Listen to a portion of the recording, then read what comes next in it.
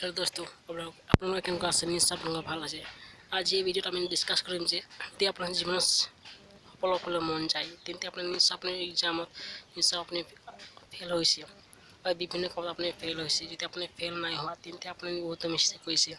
সেই জীৱনত এবাৰ নহয় এবাৰ নিশ্চয় ফেইল হ'ব লাগিব। এই ফেইল হোৱা আমি কিয় ফেইল হ'ব লাগে মই কৈ আছোঁ আগলৈ। তেন্তে ফেইল হৈছে তেন্তে আপুনি গম পাব যে আপুনি কিয় ফেইল কৰিছে, আপুনি কোনটো ফেইল কৰিছে। আপুনি ধৰি লওক এক্সাম্পল মই কি কৈছোঁ যে আপুনি এতিয়া এক্সামত ফেইল হৈছে, যেতিয়া আপুনি ফেইল হৈছে যেতিয়া আপোনাৰ ইংলিছত আপুনি ইংলিছ ছাবজেক্ট আছে, যেতিয়া আপুনি ইংলিছত ফেইল হৈছে তেন্তে আপুনি সেই যে ইংলিছত আপুনি কেনেকৈ আপুনি ভাল কৰিব সেইটো আপুনি নিশ্চয় আপুনি বিচাৰ কৰক।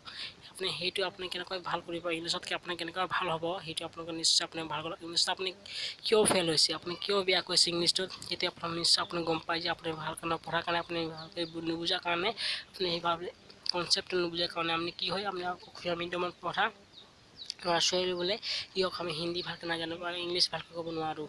সেয়ে আপুনি নিশ্চয় আপুনি সেইটো আয়ত্ব কৰিব লাগিব, সেইটো ভালকৈ আমি শিকিব লাগিব। তেতিয়া আমি যিকোনো আমি কৰ্ম বা যিকোনো আমি শিকিব পাৰিম বা আপুনি ইংলিছটো আপুনি ভাল হ'ব পাৰিব, ভালকৈ আমি ক'ব পাৰিম ভালকৈ, আৰু আমি ভালকৈ লিখিব পাৰিম। আপুনি সেয়েহে যদি আপুনি যদি ভালকৈ শিকিব মন যায় তেতিয়া আপুনি নিশ্চয় আপুনি গ্ৰামাৰ শিকিব লাগিব, নিশ্চয় আপুনি বিভিন্ন ধৰণৰ নিউজ চাব লাগিব, বিভিন্ন ধৰণৰ ইংলিছ শিকিব লাগিব, বিভিন্ন ধৰণৰ কাম কৰিব লাগিব। তেনেধৰণে আপুনি সেইবোৰ কাম কৰিব লাগিব। আপুনি জীৱনত ফেইল হৈছে তেতিয়া আপুনি নিশ্চয় আপুনি ভাবিলে যে আপুনি নিশ্চয় আপোনাৰ চাকচেছ হ'ব। যদি আপুনি যদি ফেইল হোৱা নাই তেতিয়া আপুনি বহুত মিষ্টেক কৰিছে।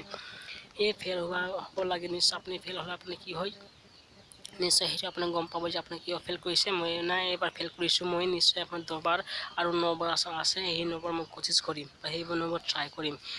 যিজনে জীৱনত এবাৰো ফেইল হোৱা নাই, যিজনে এবাৰো ফেইল হোৱা নাই, তেওঁ চবে কৈছোঁ যদি যি জীৱনত এবাৰো ফেইল হোৱা নাই নিশ্চয় সি ধৰি লওক এক্সাম্পল দি কৈছোঁ, সেইজনে যে এবাৰ ফেইল হোৱা নাই নিশ্চয় সেইজনে এবাৰ ফেইল হৈ গ'ল। নিশ্চয় সেই ফেইলটো কেতিয়াও সেই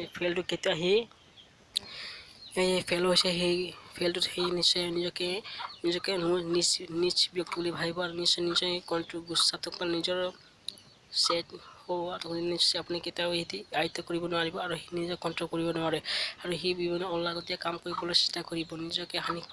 নিজকে মানে সি নিজে নিৰ্জাল কৰি নিশ্চয় সি কৰি নকৰিব। সেই যেতিয়া আপুনি ফেইল হৈছে সেই নিশ্চয় আপুনি সেইটো ফেইল হৈছে নিশ্চয় সেইজন সি ছুইচাইড কৰিবলৈ হ'লেও নিশ্চয় আপুনি ডিচিশ্যন ল'ব।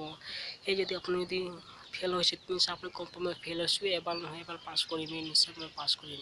এবাৰ ফেইল কৰিলে, দুবাৰ ফেইল কৰিলে, 3বাৰ ফেইল কৰিলে, নিশ্চয় আপোনাৰ 5বাৰ ফেইল কৰিলে নিশ্চয় আপুনি ৰাতি 6বাৰ আপুনি কেতিয়াও ফেইল কৰিব নোৱাৰিব। আপুনি সেইটো ভাবক যে আপুনি কেলৈ ফেইল কৰিছে, নিশ্চয় সেইটো আপুনি ডিচিশ্যন নিশ্চয় ল'ব পাৰিব লাগিব। তেতিয়াহে আপুনি জীৱনত সফল হ'ব পাৰিব। যেতিয়া আপুনি জীৱনত নিশ্চয় সফল হ'ব মন যায় নিশ্চয় সেইবোৰ নিজে ডিচিশ্যন ল'ব লাগিব। আপোনাক কোনো শিকাই নিদিয়ে যে আপুনি কি কৰিবলৈ নালাগে, নিজে শিকিব লাগিব। নিজে ডাঙৰ হৈছোঁ, নিজে শিকিব লাগিব, তেতিয়াহে আপুনি জীৱনত উন্নতি আগুৱাই যাব পাৰিম। আৰু নিশ্চয় আপুনি দেশখনত নিজে এজন নিশ্চয় ব্যক্তি হিচাপে নিজকে গঢ়ি তুলিবলৈ আমি নিশ্চয় পাৰিম। সেয়ে মই ইমান এটা ভিডিঅ'টো ভিডিঅ'টো ভাল লাগে লাইক কমেণ্ট কৰিব নাপাহৰিব আৰু ভিডিঅ'টো নিশ্চয় আপুনি ছাবস্ক্ৰাইব কৰিব নাপাহৰিব। এনেকুৱা ভিডিঅ' আপলোড নিশ্চয় আপুনি পাই থাকিব।